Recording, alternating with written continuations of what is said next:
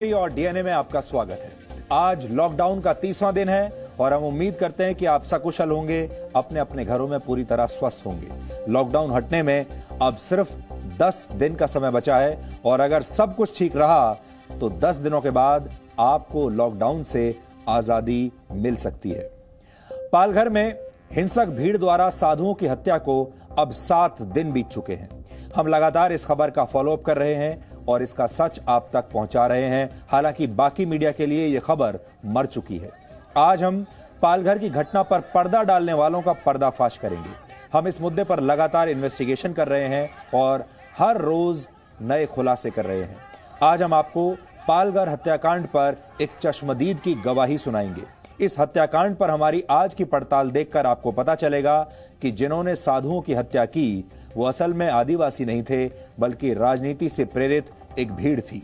साधुओं की इस निर्मम हत्या पर आई सबसे बड़ी गवाही आज आप सबको जरूर देखनी चाहिए। इसके बाद हम आपको चीन की 5 सूत्रीय साजिश के बारे में बताएंगे। आपको शायद पता भी नहीं चला और दुनिया में वर्ल्ड वॉर 3 शुरू हो चुका है और यह युद्ध जैविक हथियारों के दम पर लड़ा जाएगा, जिसमें परमाणु हथियार नहीं बल्कि कीटाणुओं के हथियारों का इस्तेमाल होगा। इसमें मनोवैज्ञानिक डर का इस्तेमाल होगा और परमाणु बम शहरों पर नहीं बल्कि अर्थव्यवस्थाओं पर गिराए जाएंगे। यानी इस बार शहर नष्ट नहीं होंगे बल्कि अर्थव्यवस्थाएं नष्ट होंगी। चीन ने दुनिया के खिलाफ यह विश्व युद्ध चुपचाप छेड़ दिया है और लोगों को इसके बारे में पता भी नहीं चला। आज इस युद्ध के नतीजों के बारे में आपको जरूर जानना चाहिए और इसके बारे में सोचना शुरू कर देना चाहिए। और आखिर में हम उन दोस्तों की बात करेंगे जिनसे आप लॉकडाउन में भी मिल सकते हैं। ये मित्र आपके साथ बातचीत तो नहीं कर सकते, लेकिन इनके पास आपके सारे सवालों के जवाब हैं। हम पुस्तकों की बात कर रहे हैं जो सोशल डिस्टेंसिंग के इस दौर में आपको अंदर और बाहर की दुनिया की पूरी सैर करा सकते हैं। वर्ल्ड बुक डे के मौके पर हमारा ये विश्लेषण देखकर आप किताबों के साथ कच्ची हो चुकी अपनी दोस्ती को फिर से पक्का कर सकते हैं। लेकिन सबसे पहले आज की तमाम बड़ी खबरें नॉनस्टॉप न्यूज में। देश में लॉकडाउन का 1 महीना पूरा होने के बाद गृह मंत्रालय ने नॉन कंटेनमेंट इलाकों और नॉन हॉटस्पॉट इलाकों के लिए बड़ी छूट का ऐलान किया। गर्मी के मौसम को देखते हुए इलेक्ट्रिक पंखों की दुकानें खोलने की अनुमति दी गई है। आटा, दाल और मिल्क प्रोसेसिंग यूनिट को खोलने की इजाजत दी गई है। प्रीपेड मोबाइल की रिचार्ज सेवा और छात्रों के लिए किताबों की दुकानों को भी खोलने की छूट मिली है। गृह मंत्रालय ने अपने पत्र द्वारा सभी राज्य सरकारों को स्पष्ट किया है कि सीनियर सिटीजन्स की बेड साइड अटेंडेंट और केयर गिवर सेवाएं एग्जेम्प्ट सर्विसेज हैं। देश में आज कोरोना वायरस से संक्रमित लोगों का आंकड़ा 22,000 के करीब पहुंच गया है। कोरोना संक्रमण के अब तक 21,700 मामले सामने आए हैं। अब तक 4,325 कोरोना मरीज इलाज से ठीक हो चुके हैं। कोरोना संक्रमण से देश में कुल 686 मौत हुई हैं। 24 घंटे में 1,229 नए मामले आए हैं और 34 लोगों की मौत हुई है। अच्छी खबर यह है कि देश में 12 जिले ऐसे हैं जहां पिछले 28 दिनों से कोई नया केस नहीं आया है, जबकि 78 जिलों में 14 दिनों से कोई नया मामला सामने नहीं आया है। कोरोना से निपटने के लिए बने एम्पावर्ड ग्रुप के चेयरमैन सीके मिश्रा का कहना है कि देश में कोरोना का संक्रमण ज्यादा नहीं फैला है। भारत की स्थिति दुनिया के कई देशों से बेहतर है। 1 महीने पहले जो हालत थी लॉकडाउन की वजह से वो ज्यादा नहीं बिगड़ी है। लॉकडाउन से संक्रमण की चेन तोड़ने में कामयाबी मिली है। कोरोना पॉजिटिव मामलों की रफ्तार पर कंट्रोल हुआ है। टेस्टिंग की संख्या में काफी बढ़ोतरी हुई है। We have been able to utilize this time gainfully for preparing ourselves for the future. AIIMS के निदेशक डॉक्टर रणदीप गुलेरिया ने कहा कि लक्षण दिखने पर लोगों को कोरोना टेस्ट कराने के लिए आगे आना चाहिए। डॉक्टर गुलेरिया ने कहा कि कोरोना के मरीजों के साथ लोगों के व्यवहार से बीमारी बढ़ रही है। इसी वजह से कई लोग वक्त पर टेस्ट नहीं कराते हैं और जब वो अस्पताल पहुंचते हैं तब तक देर हो जाती है। Many patients who have COVID-19 or have flu-like symptoms are not coming forward, not coming to healthcare facilities, and because of that they are coming very late when they are really very breathless, and this is leading to higher mortality. Congress के अंतरिम अध्यक्ष सोनिया गांधी ने BJP पर बड़ा आरोप लगाया है। कांग्रेस कार्य समिति की बैठक में सोनिया गांधी ने कहा कि बीजेपी कोरोना महामारी के दौरान सांप्रदायिक सौहार्द बिगाड़ रही है और नफरत का वायरस फैला रही है। सोनिया गांधी के बयान पर सूचना और प्रसारण मंत्री प्रकाश जावड़ेकर ने कहा कि कोरोना संकट के दौर में कांग्रेस शर्मनाक राजनीति कर रही है। कांग्रेस समाज में जानबूझकर भेद तैयार कर रही है और ये भेद समाज को तकलीफ देता है। इसलिए हम इनके ऐसे वक्तव्यों की भर्त्सना करते हैं। दिल्ली में एलएनजेपी अस्पताल के डॉक्टर के साथ कैट्स एम्बुलेंस के स्टाफ ने मारपीट की। एलएनजेपी के डॉक्टर का आरोप है कि कैट्स एम्बुलेंस के 2 स्टाफ पेशेंट लेकर अस्पताल आए। उन्हें इंतजार करने को कहा गया। इस पर एम्बुलेंस स्टाफ ने अपने मास्क हटा दिए। इन लोगों ने डॉक्टर को धमकी दी और मारपीट की। जब डॉक्टर ने उनसे कहा कि सोशल डिस्टेंसिंग मेंटेन कीजिए तो वो लोग आर्ग्यू करने लगे और उन्होंने कहा कि अगर हमें कोरोना होगा तो हम आपको भी करेंगे। इस बात पे जब उन्हें दूर किया गया, अपने से दूर करने की कोशिश की गई तो वो एग्रेसिव हो गए और डॉक्टर के ऊपर हाथ उठा दिया। कैट्स एम्बुलेंस के स्टाफ का कहना है कि डॉक्टरों ने एम्बुलेंस की महिला स्टाफ के साथ बदसलूकी की। सीएमओ ने लड़की के ऊपर हाथ उठाया, सुबाना के ऊपर, और हाथ उठा के फिर उसको धक्का मारा और मैं उनको छुड़वाने लगा तो इन्होंने गार्ड ने, बाउंसरों ने और सीएमओ ने और डॉक्टर ने, हम सबने हमको मिलके मारा है। उत्तर प्रदेश के एटा में भी स्वास्थ्य कर्मियों पर आज हमला किया गया। गांव आसपुर से कोरोना संदिग्ध को एम्बुलेंस से लाते वक्त एक युवक ने ईंट पत्थरों से हमला किया। हमले में कोरोना संदिग्ध महिला सहित स्वास्थ्य विभाग की टीम के कई लोग घायल हुए हैं। हमलावर युवक को पकड़कर क्वारंटीन में भेज दिया गया है। इसने चलती हुई गाड़ी में पत्थर मारा है। जो पत्थर हमारे गाड़ी के अंदर बैठे मरीज को भी लगा है, उसको भी थोड़ी दिक्कत आई है। दिल्ली के जहांगीरपुरी में एक ही गली के 46 लोग कोरोना पॉजिटिव पाए गए हैं। जांच रिपोर्ट आने के बाद पूरे एच ब्लॉक को सील कर दिया गया है। दिल्ली में अब कंटेनमेंट जोन की संख्या बढ़कर 92 हो गई है। दिल्ली में कोरोना संक्रमितों की संख्या बढ़कर 2248 हो गई है। कोरोना संक्रमण से दिल्ली में अब तक 48 लोगों की मौत हुई है, जबकि 724 मरीज ठीक हुए हैं।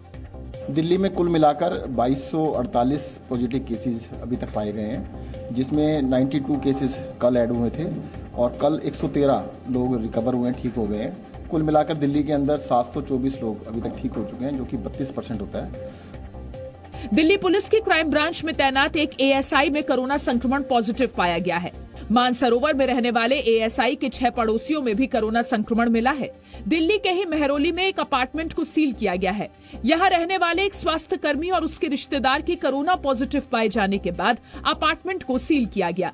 कोरोना संकट को देखते हुए दिल्ली सरकार ने मकान मालिकों को आदेश दिया है कि वो स्टूडेंट्स और मजदूरों से किराया न लें। इसके लिए सरकार ने सभी जिला अधिकारियों को जागरूकता अभियान चलाने का निर्देश दिया है। दिल्ली पुलिस की क्राइम ब्रांच की टीम ने आज निजामुद्दीन मरकज के प्रमुख मौलाना साद के फार्म हाउस पर छापा मारा। क्राइम ब्रांच की टीम ने शामली के कांधला में साद के फार्म हाउस पर ये छापेमारी की। क्राइम ब्रांच ने यहां साद के रिश्तेदारों से भी बात की। इससे पहले 19 अप्रैल को जी न्यूज की टीम भी कांधला में साद के फार्म हाउस पहुंची थी और उसके बारे में पड़ताल की थी। इस बीच उत्तर प्रदेश में तबलीगी जमात से जुड़े कोरोना संक्रमण के केस 938 हो गए हैं। राज्य अल्पसंख्यक आयोग ने तबलीगी जमात पर प्रतिबंध लगाने की मांग की है।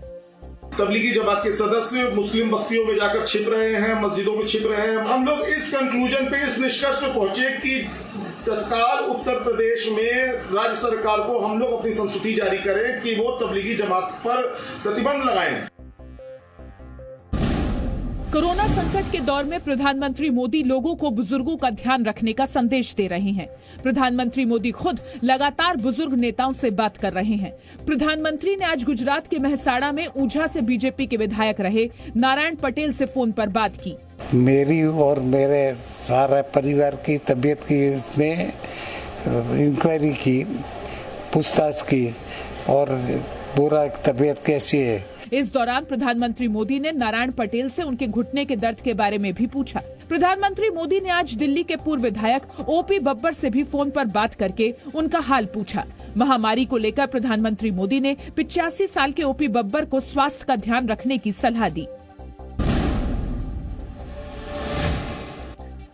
हमारे देश का मीडिया आपको जब भी कोई बड़ा विवाद होता है, कोई बड़ी दुर्घटना होती है, उस दिन तो बड़े जोर शोर से खबर दिखाता है, लेकिन उसके बाद आपको फॉलो अप नहीं दिखाया जाता। उसके बाद क्या हुआ ये कभी भी आपको बताया नहीं जाता। पालघर में जो घटना हुई थी उसे 7 दिन बीत चुके हैं जब साधुओं की निर्मम हत्या वहां पर की गई थी, और अब मीडिया के लिए, हमारे देश के विपक्षी नेताओं के लिए, बुद्धिजीवियों के लिए ये खबर मर चुकी है। किसी की इसमें कोई दिलचस्पी नहीं है। लेकिन हमने उस दिन भी आपसे कहा था कि हम लगातार इन्वेस्टिगेट करेंगे और लगातार इस खबर का फॉलो अप करेंगे। इसलिए आज हम महाराष्ट्र में पालघर में साधुओं की हत्या के मामले पर आपके लिए एक बड़ा खुलासा करेंगे। जी न्यूज पर आज आप इस घटना की सबसे बड़ी गवाही सुनने वाले हैं। यह गवाही उस चश्मदीद की है जिसके सामने हिंसक भीड़ साधुओं की हत्या करने पर उतारू हो गई थी। यह वो चश्मदीद है जो सबसे पहले उस जगह पर पहुंची थी जहां 16 अप्रैल को पुलिस के सामने ही 2 साधुओं और उनके ड्राइवर की पीट कर हत्या कर दी गई थी। यह चश्मदीद पालघर में डहाणू इलाके के एक गांव गढ़चिंचले की सरपंच हैं जिनका नाम है चित्रा चौधरी। गढ़चिंचले गांव के पास ही साधुओं की लिंचिंग की यह घटना हुई थी। हमने आज चित्रा चौधरी से बात की है। चित्रा हिंदी में बात नहीं कर पाती, वो मराठी में बात करती हैं, इसलिए ये बातचीत मराठी भाषा में है। सबसे पहले हम आपको इस गवाही की कुछ बड़ी बातें बताते हैं, क्योंकि आप में से बहुत सारे लोग मराठी भाषा समझ नहीं पाते होंगे, इसलिए उन्होंने क्या कहा है ये हम आपको बताते हैं। चित्रा ने 16 अप्रैल की इस घटना के बारे में हमें बताया।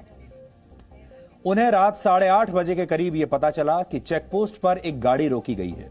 अगले 15 मिनट में वो अपने घर से निकलकर इस चेकपोस्ट पर पहुंच गई। चेकपोस्ट पर उन्होंने गाड़ी को देखा और उस गाड़ी के अंदर बैठे साधुओं को देखा। ये साधु तब तक जिंदा थे। गाड़ी के अंदर से ही साधुओं ने उन्हें नमस्कार किया। ये साधु नहीं जानते थे तब तक कि उनकी मौत साक्षात उनका इंतजार कर रही है।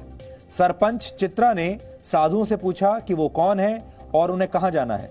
जब यह बातचीत हो ही रही थी तभी हिंसक भीड़ ने साधुओं की गाड़ी के टायर की हवा निकाल दी और उस गाड़ी को पलट दिया।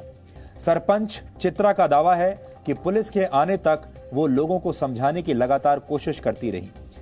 हिंसक भीड़ उन पर नाराज भी हो रही थी, क्योंकि उन्होंने किसी तरह से 2-3 घंटे तक इस भीड़ को कुछ हद तक काबू में रखा और साधुओं की हत्या नहीं करने दी। रात को 11 बजे पुलिस मौके पर पहुंची तो भीड़ से घिरे 3 लोगों में से 2 को उसने पुलिस की गाड़ी में बैठा दिया। लेकिन जब बुजुर्ग साधु पुलिस वाले का हाथ पकड़कर फॉरेस्ट चौकी से बाहर निकल रहे थे तो भीड़ लाठियां और डंडे लेकर उस बुजुर्ग साधु पर टूट पड़ी। चित्रा का दावा है कि लोगों को रोकने की कोशिश में उन्हें खुद भी चोटें आईं और वो भी किसी तरह से वहां से अपनी जान बचाकर भागी और अपने घर पहुंच गई। रात को करीब 12 बजे वो दोबारा इसी चेकपोस्ट पर पहुंची और तब उन्होंने वहां पर दोनों साधुओं और उनके ड्राइवर की लाशों को देखा। ये तो पालघर में उस रात की कहानी थी, लेकिन इस महिला सरपंच ने जो बड़ी बातें बताई हैं उन बातों के आधार पर कुछ सवाल उठते हैं, और वो ये कि क्या साधुओं की हत्या करने के लिए भीड़ को कुछ स्थानीय नेताओं ने उकसाया था। आज हम जो बड़ा सवाल उठा रहे हैं वो ये है कि बहुत सारे लोग आपको ये बता रहे हैं कि आदिवासियों ने इन साधुओं को चोर समझकर मार डाला और ये कहानी समाप्त हो गई। हम आपसे ये कह रहे हैं कि ये मासूम आदिवासी थे ही नहीं। आपको याद होगा जब इस घटना का वीडियो आया था तब आरोप ये लगे थे कि भीड़ में एनसीपी और सीपीएम के कुछ स्थानीय नेता और कार्यकर्ता भी थे। इसमें प्रमुख तौर पर एनसीपी के जिला पंचायत के सदस्य काशीनाथ चौधरी का नाम लिया गया था। सरपंच चित्रा चौधरी ने भी हमें बताया कि काशीनाथ चौधरी के आने के बाद भीड़ और ज्यादा उग्र हो गई थी। वहां सीटियां बजाई जा रही थीं और काशीनाथ का नाम लिया जा रहा था। चित्रा के मुताबिक उसने ये नहीं देखा कि तोड़फोड़ और हिंसा किस तरह से हुई, लेकिन वहां पर पुलिस वाले और काशीनाथ चौधरी मौजूद थे। चित्रा का दावा है कि उसकी जितनी क्षमता थी उसने हिंसक भीड़ को रोकने की कोशिश की। पीड़ितों को पुलिस की हिरासत में भी दे दिया गया। अब यह पुलिस की जिम्मेदारी थी कि वो अपना कर्तव्य निभाते और इन तीनों लोगों की जान बचाते, लेकिन पुलिस ने ऐसा किया नहीं। चित्रा का कहना है कि काशीनाथ चौधरी जब आए थे तो वो भीड़ को वहां से हटने के लिए समझा सकते थे, उसको कंट्रोल कर सकते थे।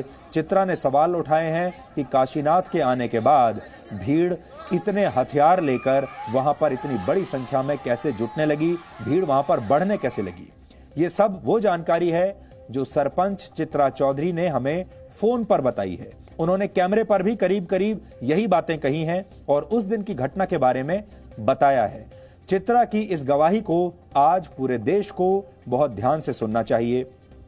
बहुत सारे लोगों के लिए यह खबर छोटी हो सकती है, इसलिए क्योंकि उन्हें लगता होगा कि इसमें कोई बड़ा आदमी नहीं मारा गया, पहली बात। और हमारे देश के बहुत सारे बुद्धिजीवी ऐसे हैं, डिजाइनर पत्रकार ऐसे हैं, वो अपनी आवाज तभी उठाते हैं जब एक खास समुदाय का व्यक्ति मारा जाता है। वो पहले उसमें धर्म का एंगल देखते हैं। अगर उसमें वो धर्म का एंगल नहीं मिला तो फिर मोमबत्तियां नहीं जलाई जाती, विरोध प्रदर्शन नहीं किए जाते, बड़े बड़े लेख नहीं लिखे जाते, बड़े बड़े नेता सामने आते नहीं अपने बयान देने के लिए, और सब चुप हो जाते हैं। इस मामले में भी यही हुआ है, क्योंकि मरने वाले साधु थे, मरने वालों ने भगवा पहना हुआ था। इसलिए हमारे देश के जो बुद्धिजीवी हैं, हमारे देश के जो बड़े बड़े लोग हैं, सेलिब्रिटीज हैं, आपने देखा होगा अंग्रेजी बोलने वाले जो सेलिब्रिटीज हैं, उनकी सबकी आत्माएं अभी सोई हुई हैं। यही लोग अगर किसी और धर्म के होते तो अब तक इस देश में हंगामा मच गया होता। पिछले 7 दिन से देश के न्यूज चैनल्स पर और अखबारों में कुछ और खबर अभी तक नहीं छपी होती। अब आप चित्रा की इस गवाही को सुनिए। काशीनाकाला और पब्लिक पण एकत्र झाली जमा। काशीनाकाला ओरडू लागले, शिक्या मारू लागले, तेव्हा एकत्र पब्लिकची गोळा झाली हत्यारा घेऊन। तोपर्यंत मला पण ते सगळे होते, सरपंच कुठे गेले नंतर ते दगडफेक केली चिकनाचे, तेव्हा ते खिडक्या तुटले नाही पण पेडा गेले। तेव्हा आम्ही मागच्या दरवाजावर मी माझा जीव कसा बसा मी घेऊन माझ्या घरी पळाले। आणि कसं काय त्यांना मर्डर केलं, कसं तोडफोड केली पोलिसवाल्यांची ते साहेब मी बघितलं नाही। तेव्हा काशीनाथ चौधरी होता आणि ते पोलिसवाले त्यांच्या ताब्यात ते गाडी जाऊन बसले, म्हटले माझी जबाबदारी संपली ना, आता पोलिसवाल्याला त्यांच्या कर्तव्य पाडायला पाहिजे। जोपर्यंत माझी ताब्यात होते तोपर्यंत एवढे 3 तास मी कंट्रोल केलं, एकट्या जाईने तिथं कंट्रोल केलं एवढं। तोपर्यंत मी त्यांना काहीच नाही होऊ दिलं। तिथे नंतर पोलिसवाले आले आणि पंचायत समिती जिल्हा परिषद सदस्य काशीनाथ चौधरी आलेला, त्यांनी पण नाही साहेब आवाज उचलला, काय सरपंच बाईचं मानायला तयार नाही तर माझी तरी आहे का असं। त्यांनी पण काहीच आवाज उचलला नाही आणि पोलिसांनी पण काहीच आवाज उचलला नाही। नंतर ते पोलिसवाले आले आणि व्हिडिओ खेचत होते, ते गाडीची तोडफोड झालेली, ते साधू आणि तो ड्रायव्हर ते गाडीतच होते। तोपर्यंत आमची जबाबदारी आम्ही किती कंट्रोल केलं, 3 तास कंट्रोल केलं आणि पोलिसवाले नाही आले तर आम्हाला पण तिथे जागेवर मारलं असतं, दगडफेक केली, मला पण लागली सगळी चप्पल, पण माझी चप्पल तुटून गेली, मी पण पडली चेकनाक्याजवळ। नंतर मी आत घुसली, तेव्हा मी मागच्या दरवाजे वाटे निघून इकडे घरी पळाले, माझा कसा बिसा जीव बचावला। तेव्हा पोलिसवाले आले, तेव्हा ते तिघे पण गाडीतच होते। पोलिसवाले आले आणि ते बोलले काय उठा, असं ते साधू महाराजांना सांगत होते काय उठा। आम्ही आले तोपर्यंत आता काही घाबरू नका।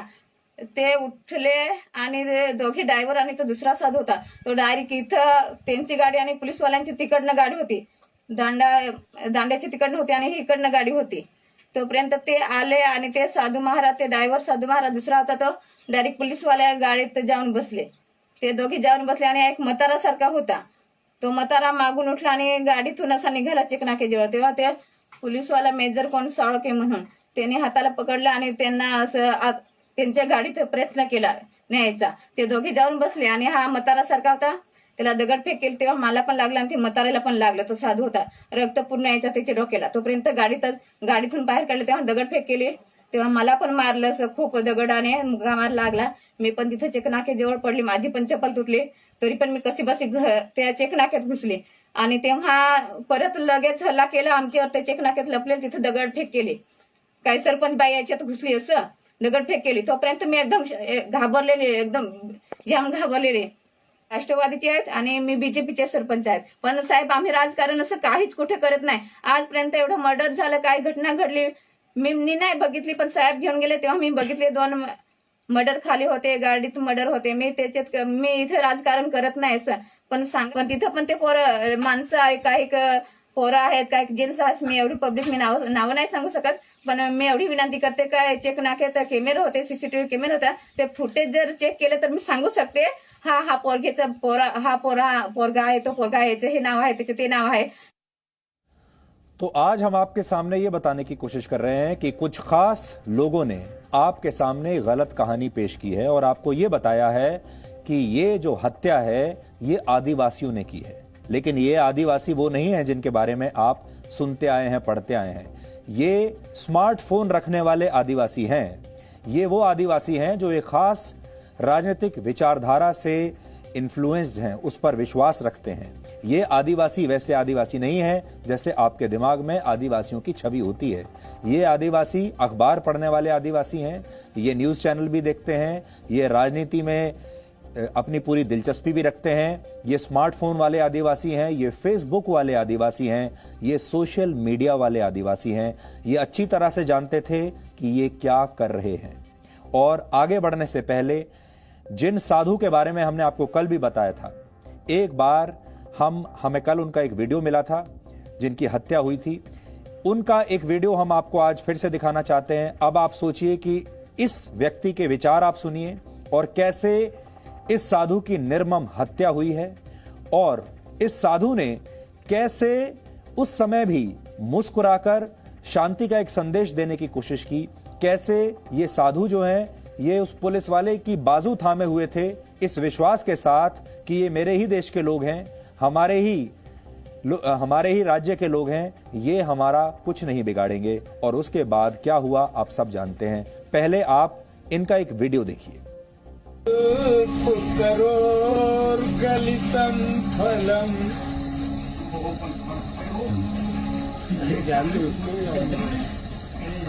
निगमकल्पतरोर्गलितं फलम् सुखमुखादयुतं नितसंशयम् पिबत भागवतं रसमालया मुहुर्धो भूमिका भुवभाविका। सारे संसार से मुक्त होने वाला वो कल्प वृक्ष रूपी श्रीमद् भागवत कथा पीने वाला जानते तो वो उसका मतलब समझेगा पढ़ा लिखा होगा तो। और नाम है मेरा कल्प वृक्ष। चाहे इनको दिया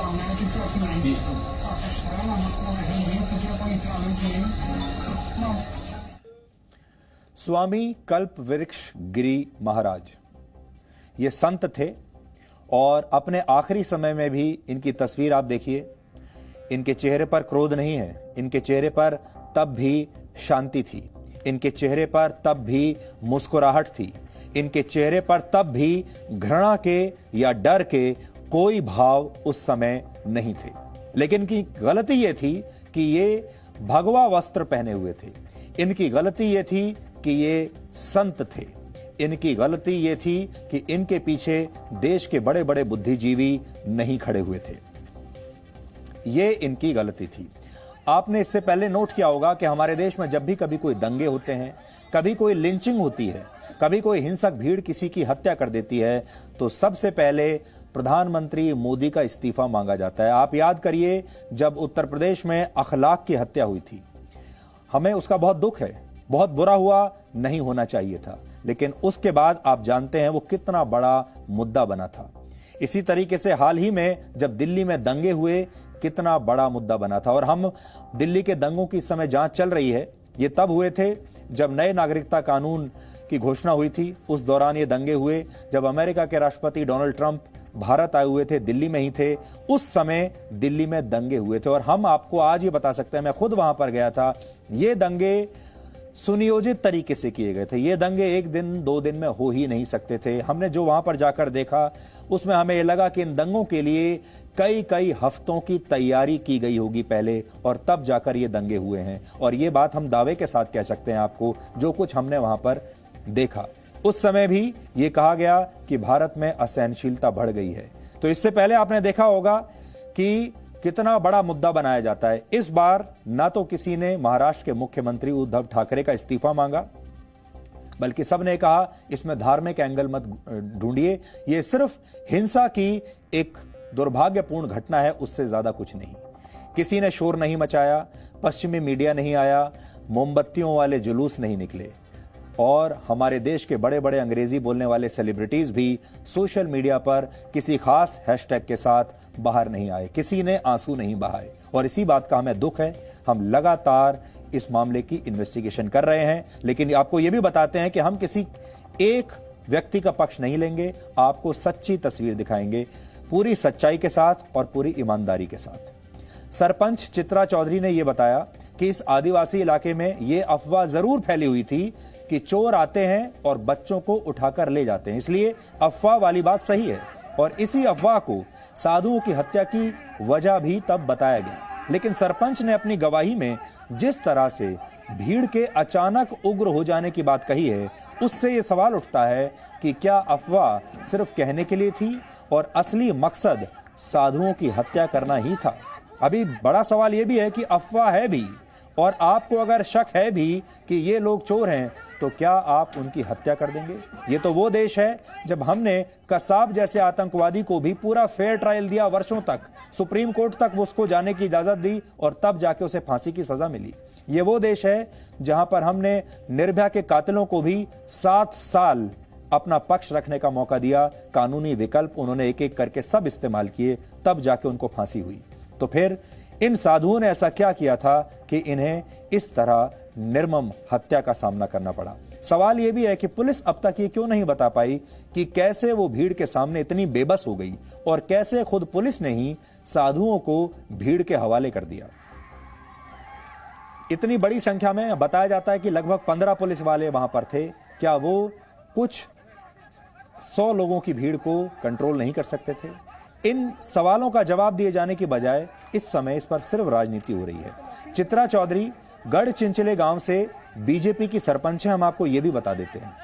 जबकि उग्र भीड़ के पीछे जिस नेता का नाम आ रहा है वो एनसीपी के जिला पंचायत सदस्य काशीनाथ चौधरी हैं। हो सकता है इसमें लोकल पॉलिटिक्स हो।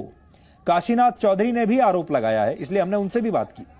उन्होंने भी आरोप लगाया है कि बीजेपी इस मामले को राजनीतिक रंग दे रही है। काशीनाथ चौधरी ने आज अपना पक्ष रखा और सफाई दी कि वो तो वहां पर पुलिस के बुलाने पर ही गए थे और चित्रा चौधरी के साथ मिलकर वो भी भीड़ को समझा रहे थे, रोक रहे थे, लेकिन हिंसक भीड़ किसी की बात नहीं मान रही थी।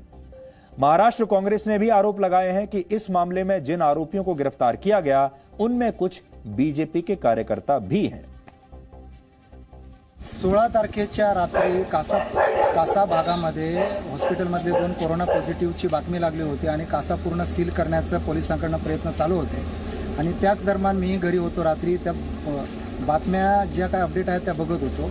रात्री 10 वाजता मला कासा पोलीस स्टेशनवरनं पोलिसांचा फोन आला की तुमच्या मतदारसंघात गडचिंचले या ठिकाणी एक इको गाडी पकडलेली आहे लोकांनी आणि त्यातल्या प्रवासीयांना तिथली लोक मारहाण करत आहेत, तर तुम्ही यावं, त्यांना आपल्याला वाचवायला जायचं आहे, तर तुम्ही आला, तुम्ही त्या भागातले प्रतिनिधी आहात, तर तुमची मदत होईल।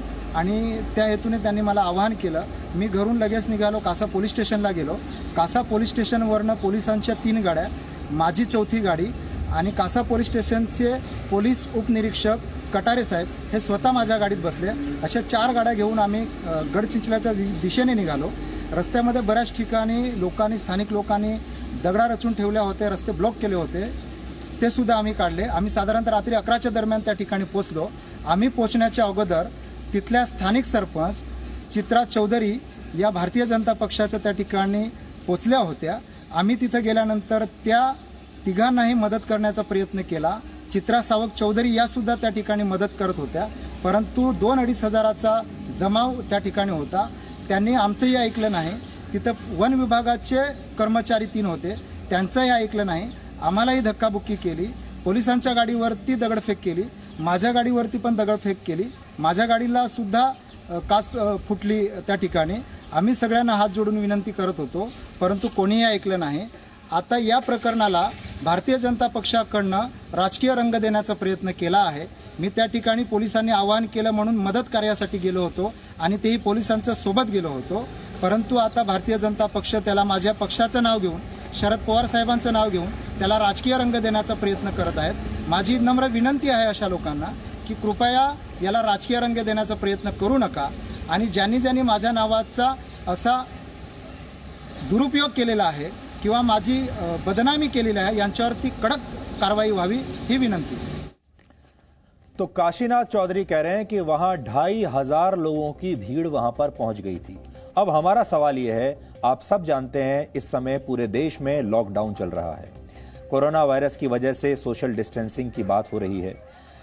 हम ये जानना चाहते हैं कि लॉकडाउन के इस समय जब आप जैसे सारे लोग अपने घरों से बाहर नहीं निकल सकते, 2500 लोग कैसे इस लॉकडाउन में इस घटना स्थल पर पहुंच गए।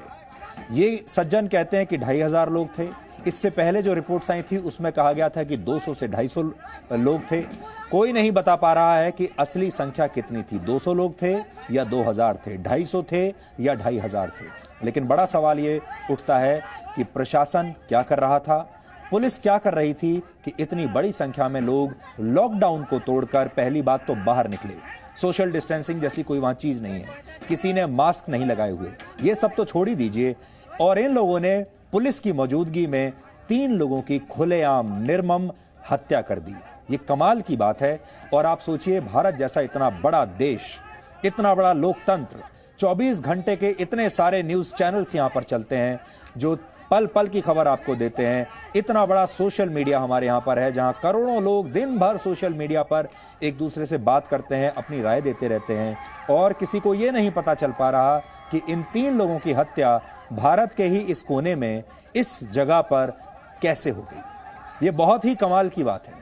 और सबसे बड़ी बात जो हमें परेशान करती है वो ये है हमारे देश के मीडिया की उदासीनता इस खबर को लेकर। इस खबर को लेकर डिबेट्स तो बहुत कराए जा रहे हैं टीवी के स्टूडियोज में, लोग आकर लगातार भाषण दे रहे हैं आप सबके सामने, लेकिन कोई ये नहीं बता रहा कि इनकी जान बची कैसे नहीं। आपको हम ये भी बता दें कि जो पूरा इलाका है जहां ये घटना घटी है, ये सीपीएम का गढ़ माना जाता है। सीपीएम, ये जो विधानसभा सीट है, इस चुनाव में इस सीट को सीपीएम ने ही जीता है एनसीपी की मदद से। इसलिए जो विचारधारा है वहां पर, वो कम्युनिस्ट विचारधारा के लोग वहां पर ज्यादा पाए जाते हैं। और बार बार हम आपको यही कह रहे हैं, ये आदिवासी नहीं थे, ये पॉलिटिकली मोटिवेटेड भीड़ थी।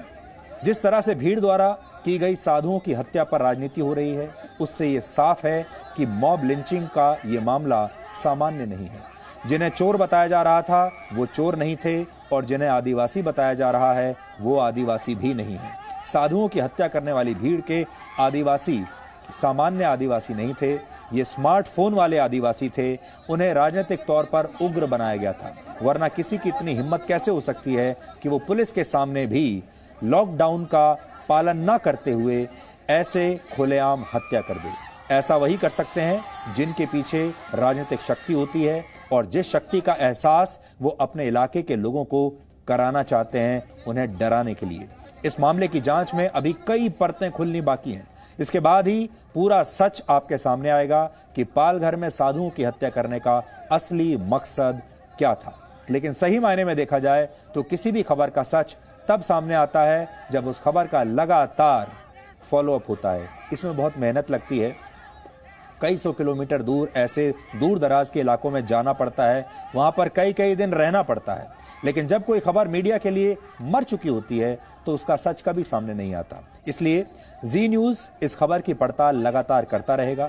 लेकिन एक सच्चाई ये भी है कि मीडिया का एक वर्ग और बड़े बड़े पत्रकार इस खबर को दबाने में भी जुटे हैं। इनके लिए इस खबर का कोई मतलब नहीं रह गया है, क्योंकि इस खबर में एक धर्म विशेष का एंगल नहीं मिल पाया है अभी तक। और हमारे देश में धर्मनिरपेक्षता की जो परिभाषा मानी जाती है वो ये मानी जाती है कि आपको अल्पसंख्यक वर्ग के बारे में ही बात करनी है, तभी आप सच्चे धर्मनिरपेक्ष कहलाएंगे। अगर आप दूसरे तरफ की बात करेंगे तब आप धर्मनिरपेक्ष नहीं कहलाएंगे। अगर जामिया यूनिवर्सिटी और जेएनयू की बात होती, शाहीन बाग की बात होती, या फिर दिल्ली के दंगों जैसी कोई खबर होती, तो ये बड़े बड़े पत्रकार और बुद्धिजीवी, ये नेता, ये सब कुछ लगातार सोशल मीडिया पर लिखते रहते और बोलते रहते। लेकिन आज सब मौन है। ऐसे लोगों ने अपने एजेंडे के जरिए लिंचिंग में मारे गए अखलाक, तबरेज अंसारी और पहलू खान जैसे लोगों के नाम पूरे देश को रटवा दिए। अब मैंने जो 3 नाम लिए हैं आपको अब तक रट चुके होंगे, लेकिन आपको इन दोनों साधुओं के नाम अब तक याद नहीं हुए होंगे। लिंचिंग में मारे गए दोनों साधु कल्पवृक्ष गिरी महाराज और सुशील महाराज के नाम आज भी आपको याद नहीं होंगे, क्योंकि ये जो वर्ग है ये चाहता ही नहीं कि आप इन्हें याद करें।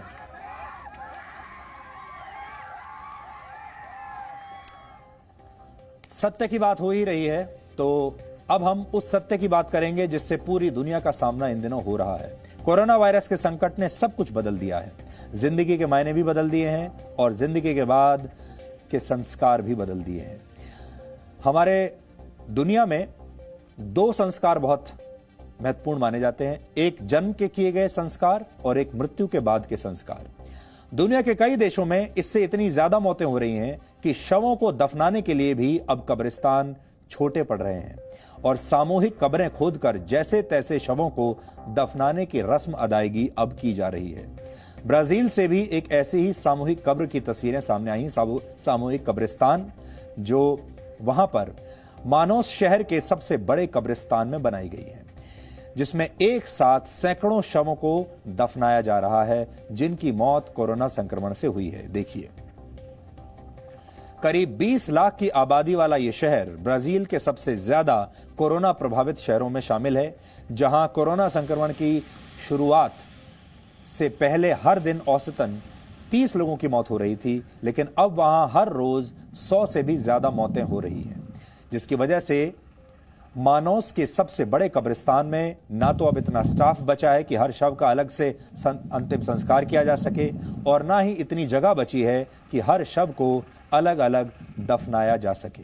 वहां के अधिकारियों का कहना है कि कोरोना वायरस से मरने वाले व्यक्ति के शव से संक्रमण फैलने के खतरे को देखते हुए शवों को सामूहिक रूप से दफनाना ही आखिरी विकल्प बचा था। हालांकि सामूहिक कब्रों में पूरी इज्जत के साथ शवों को इस तरह दफनाया जाता है कि बाद में लोग इन कब्रों पर आकर प्रार्थना भी कर सकें।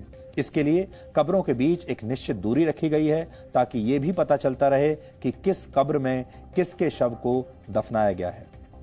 तो यह तस्वीर भी आज आपके लिए देखनी जरूरी थी।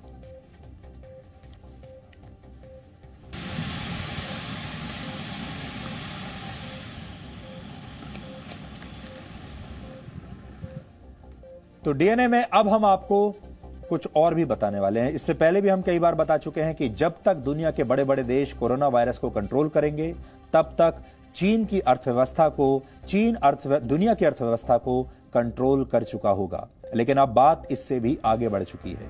अब चीन ने दुनिया के खिलाफ वर्ल्ड वॉर 3 छेड़ दिया है और आपको इसके बारे में पता ही नहीं चला। इसलिए आज हम आपके सामने एक नया विचार लेकर आए हैं और वो विचार ये है कि हो सकता है कि दुनिया का तीसरा विश्व युद्ध शुरू हो चुका हो, लेकिन अभी तक आपको इसके बारे में पता ना चला हो। और यह विश्व युद्ध आपने अपनी कल्पना में ऐसा सोचा होगा कि जब भी वर्ल्ड वॉर होगा तो हथियारों के दम पर होगा, उसमें परमाणु हथियार चलेंगे, मिसाइल चलेंगे। लेकिन यह युद्ध अब अलग तरह का युद्ध है। अगर चीन अपने इरादों में सफल रहा तो यह युद्ध जैविक हथियारों के दम पर लड़ा जाएगा, जिसमें परमाणु हथियार नहीं बल्कि कीटाणुओं से बने हथियारों का इस्तेमाल होगा। इसमें मनोवैज्ञानिक डर का इस्तेमाल होगा। आपको आपके घरों में बंद कर दिया जाएगा, आपको अपना भविष्य अंधकार में नजर आने लगेगा और इसमें शहरों को तबाह नहीं किया जाएगा, इसमें बड़े बड़े देशों की बड़ी बड़ी अर्थव्यवस्थाओं को तबाह किया जाएगा, अर्थव्यवस्थाओं को नष्ट किया जाएगा। इस लड़ाई में चीन को एक भी गोली चलाने की जरूरत नहीं, एक भी मिसाइल दागने की जरूरत नहीं, एक भी हथियार बाहर निकालने की जरूरत नहीं। लेकिन सबसे पहले यह समझिए कि चीन चाहता क्या है और उसका प्लान क्या है। लॉकडाउन की वजह से पूरी दुनिया में कच्चे तेल की कीमतों में बहुत बड़ी गिरावट आई है। अमेरिका जैसे देशों में कच्चे तेल की कीमत माइनस में चली गई है, यानी शून्य से भी कम हो गई है। कभी आपने कल्पना भी नहीं की होगी कि तेल पानी से भी सस्ता हो जाएगा। लेकिन अब चीन इसका पूरा फायदा उठाकर अपने तेल भंडारों को भरने में जुट गया है। सोचिए, इस मजबूरी में भी चीन पूरा फायदा उठा रहा है।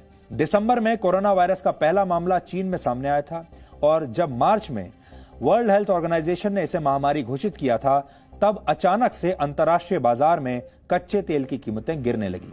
रशिया और सऊदी अरब के बीच तेल के उत्पादन को लेकर चल रही लड़ाई की वजह से भी तेल के दाम कम होने लगे, क्योंकि इन्होंने अपनी सप्लाई कम नहीं की और एक ऐसी स्थिति आई जब सप्लाई ज्यादा हो गई तेल की और डिमांड कम हो गई। चीन ने इस मौके का पूरा फायदा उठाया और पिछले 3 महीनों में कच्चे तेल के आयात को 5% तक बढ़ा लिया। यानी अब चीन पहले के मुकाबले कहीं ज्यादा कच्चा तेल खरीद रहा है, इंपोर्ट कर रहा है। ऐसी खबरें भी आ रही हैं कि चीन ने मार्च में कच्चा तेल लाने के लिए 40 टैंकरों को सऊदी अरब भेजा था और इनमें से हर टैंकर की क्षमता 32 करोड़ लीटर कच्चा तेल ढोने की है। चीन का आधिकारिक तेल भंडार करीब 6,500 करोड़ लीटर का है, लेकिन चीन की योजना इसे बढ़ाकर 8,000 करोड़ लीटर से 9,500 करोड़ लीटर तक करने की है। यानी चीन ने पहले पूरी दुनिया को यह महामारी देकर बीमार कर दिया, और जब दुनिया इस महामारी से लड़ रही है तो चीन खुद को आर्थिक महाशक्ति बनाने की चाल चल रहा है और हर तरीके से दुनिया का शोषण कर रहा है। अब देखिए ये कैसे हुआ। चीन ने पहले दुनिया को कोरोना वायरस देकर बीमार कर दिया, फिर उसी वायरस से लड़ने के लिए घटिया मेडिकल सप्लाई बेचकर मुनाफा कमाया। जब चीन के वायरस के हमले से दुनिया की अर्थव्यवस्था टूटने लगी, गिरने लगी, बड़े बड़े देशों की अर्थव्यवस्था चरमराने लगी, बड़ी बड़ी कंपनियां टूटने लगी, तो चीन दुनिया भर में आर्थिक रूप से कमजोर कंपनियों को खरीदने में पूरी दिलचस्पी दिखाने लगा। अब कच्चे तेल के दाम जब गिरे तो चीन सस्ता तेल खरीदकर अपने ऑयल स्टॉक को, अपने तेल भंडार को बढ़ाने में लग गया है।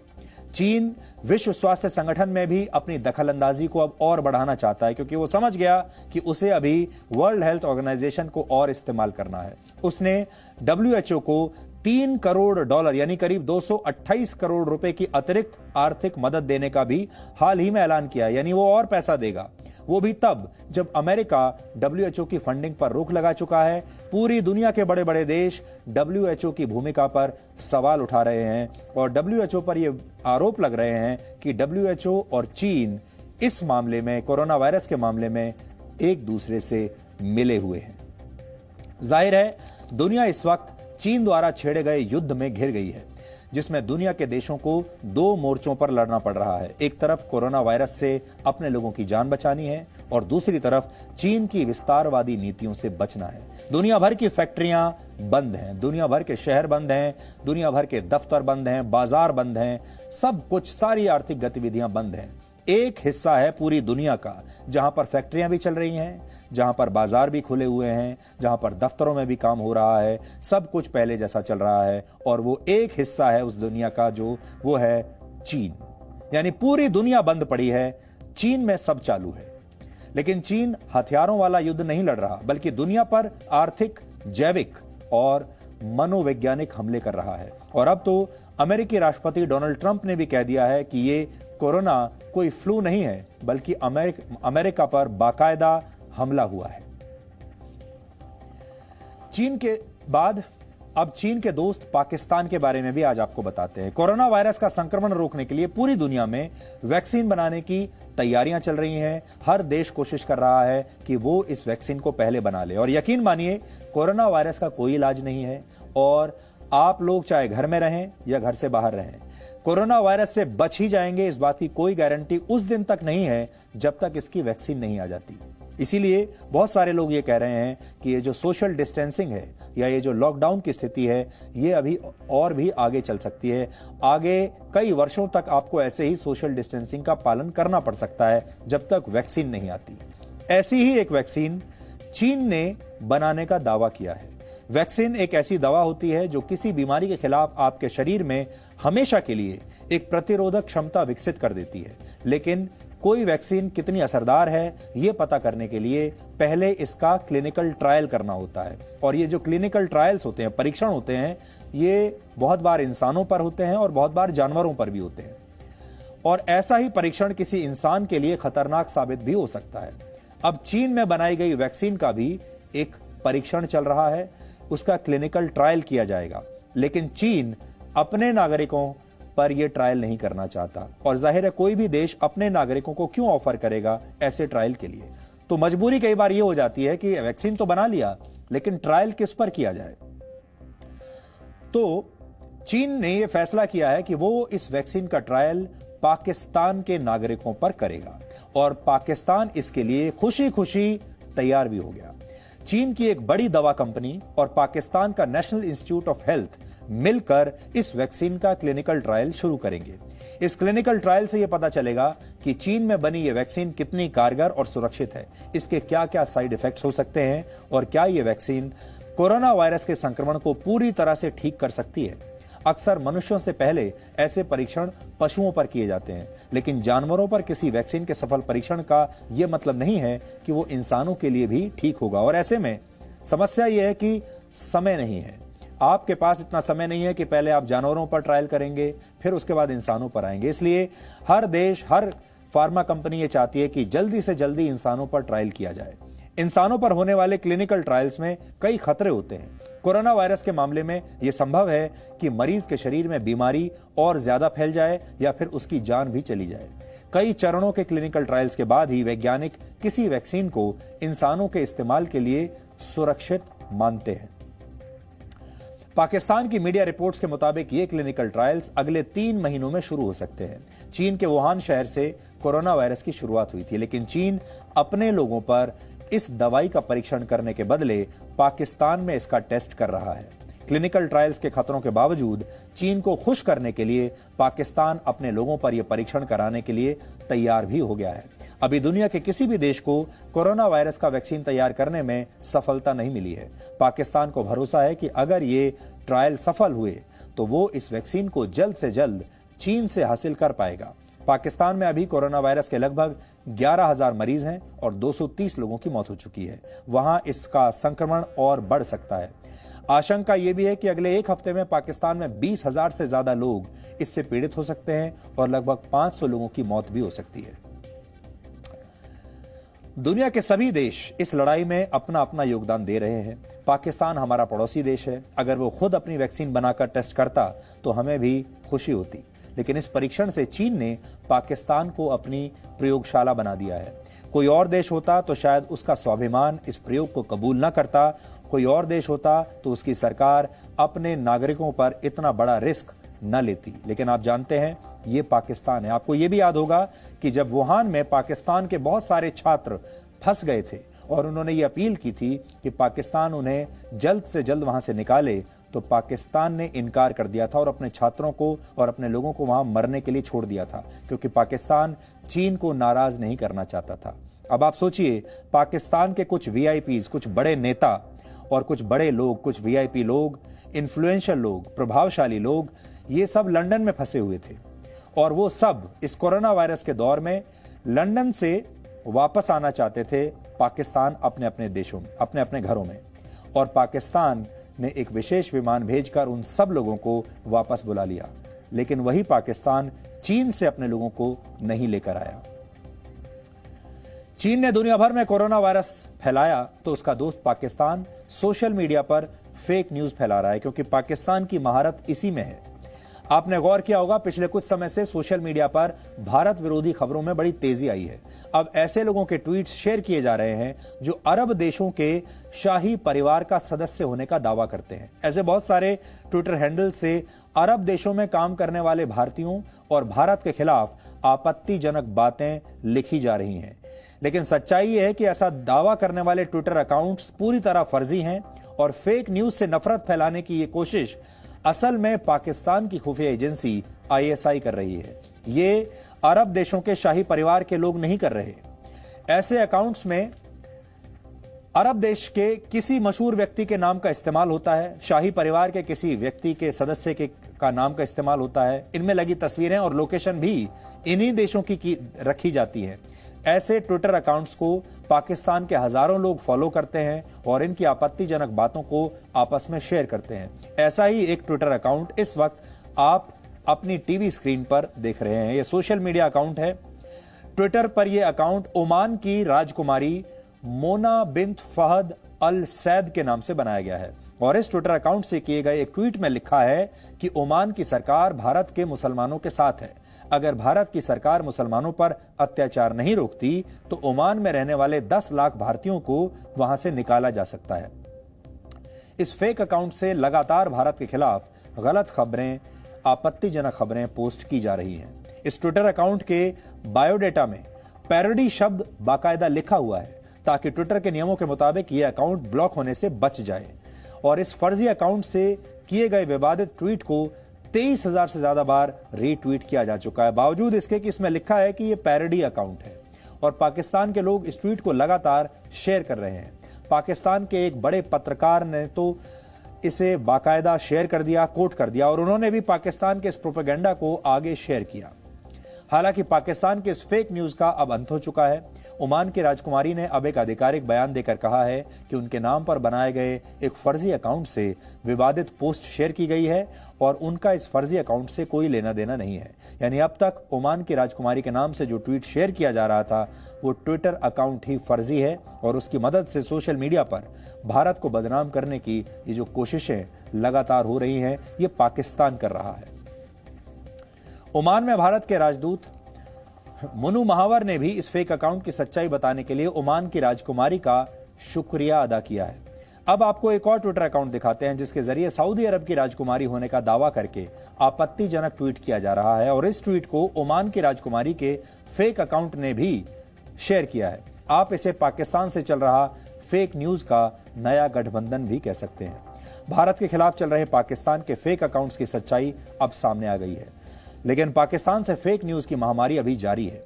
भारतीय सुरक्षा एजेंसियों ने ऐसे हजारों फेक अकाउंट्स की पहचान की है और ये अकाउंट्स पाकिस्तान से ही संचालित किए जा रहे हैं। इसी वर्ष फरवरी महीने में दिल्ली में हुए दंगों के दौरान और उसके बाद देश में मुसलमानों को भड़काने के लिए भी सोशल मीडिया पर फेक वीडियोस और पोस्ट शेयर करके उन्हें ट्रेंड करवाया गया था और अब भारतीय एजेंसियों ने भारत को बदनाम करने की इस पाकिस्तानी साजिश के सबूत भी इकट्ठा कर लिए हैं।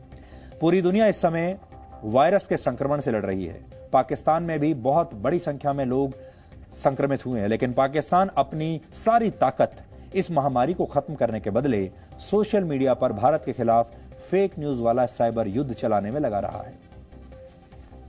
अब हम 3 मिनट का एक छोटा सा ब्रेक ले रहे हैं। ब्रेक के बाद हम आपको आपके उन सच्चे दोस्तों से मिलवाएंगे जिनसे आप लॉकडाउन में हर रोज मिल सकते हैं। इन सच्चे दोस्तों का नाम है किताबें, पुस्तकें, अंग्रेजी में कहें तो बुक्स। ये पुस्तकें कैसे इस संकट काल में आपका सबसे बड़ा सहारा बन सकती हैं, आपकी सबसे बड़ी गाइड बन सकती हैं, आपकी सबसे बड़ी दोस्त बन सकती हैं, आपको ब्रेक के बाद हम दिखाएंगे।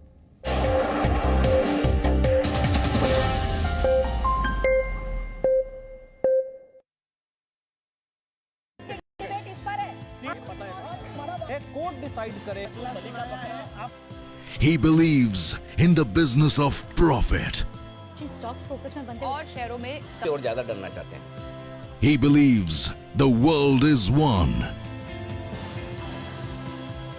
Today, the world's most populous beacon farm in the Neophis National Carrier.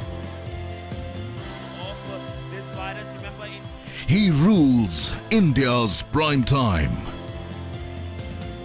नमस्कार, मैं हूं सुधीर चौधरी और डीएनए में आपका स्वागत है। Sudhir Chaudhary is the sum and substance of Indian media.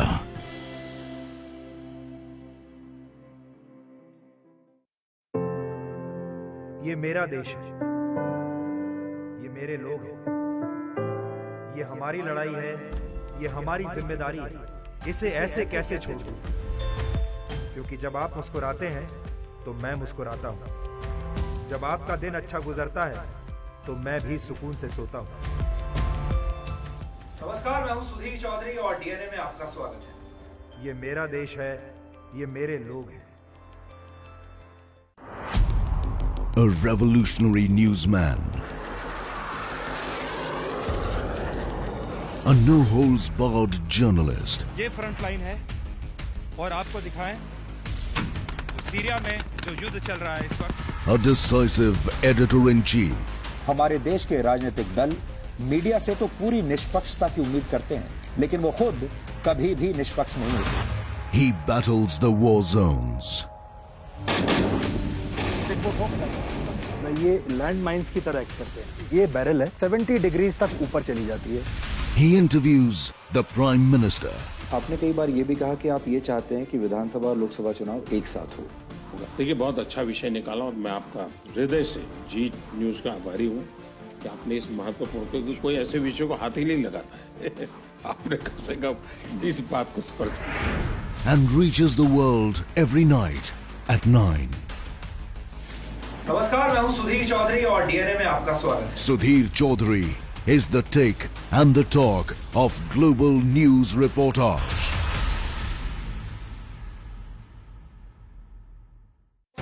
he takes India to the world.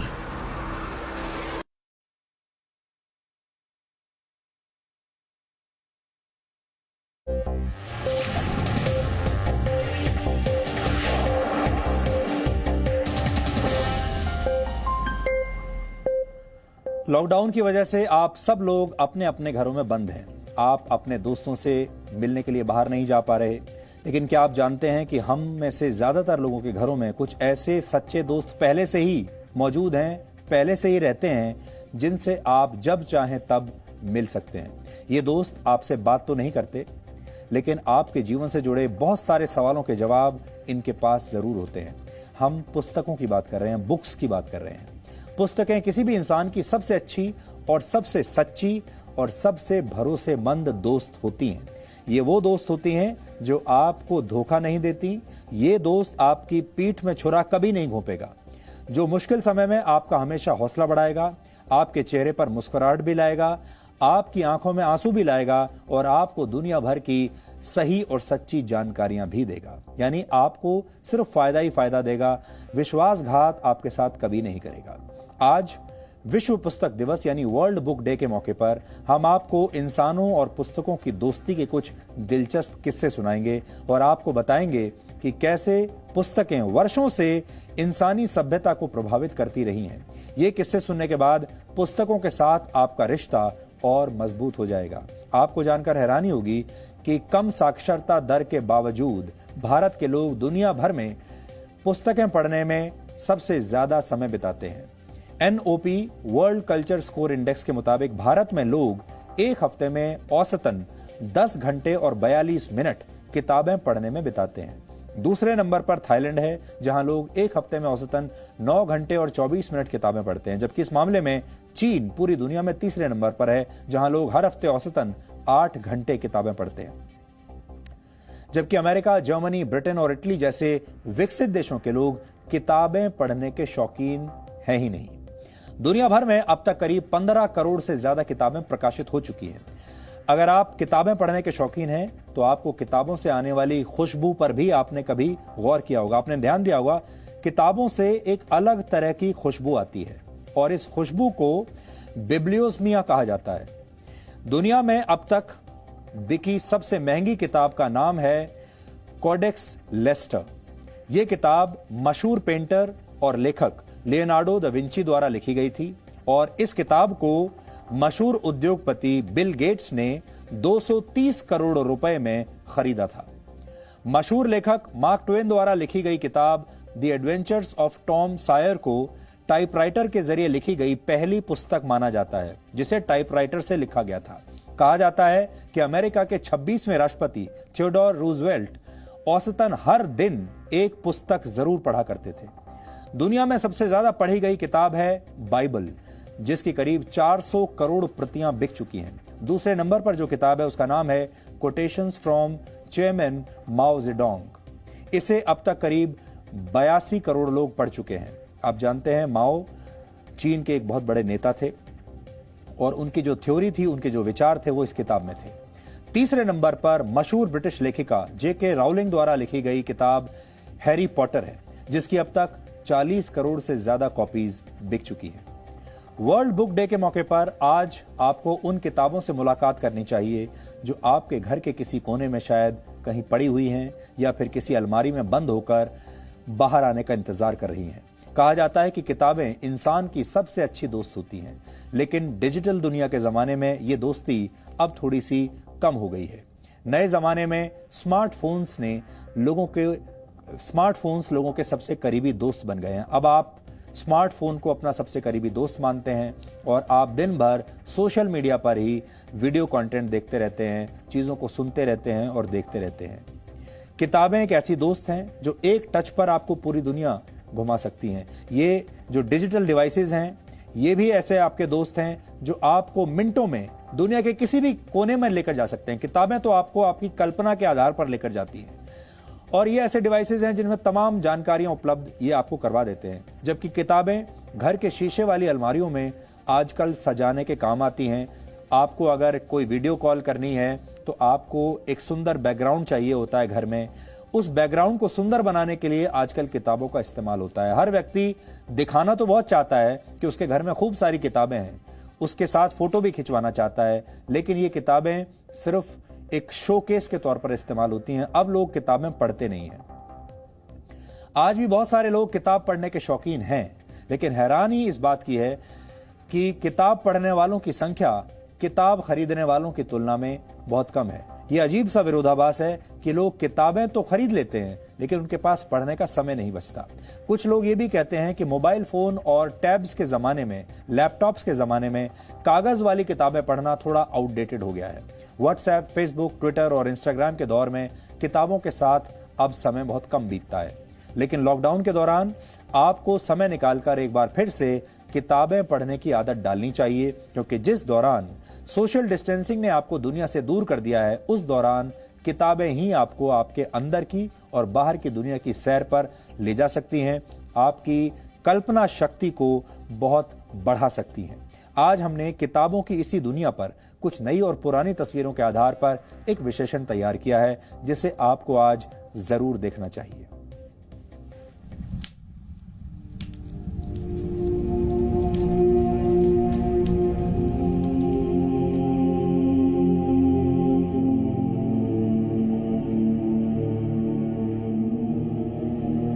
किताबें झांकती हैं बंद अलमारी के शीशों से, बड़ी हसरत से तकती हैं, महीनों अब मुलाकातें नहीं होती।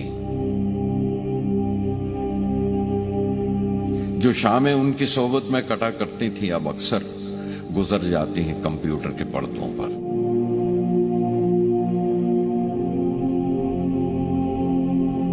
बड़ी बेचैन रहती हैं किताबें, उन्हें अब नींद में चलने की आदत हो गई है।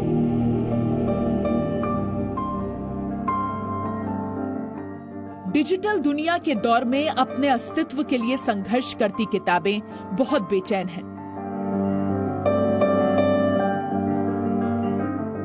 पन्नों पर उंगलियों का स्पर्श जैसे रुक सा गया है। तो क्या किताबों की दुनिया खत्म होने वाली है?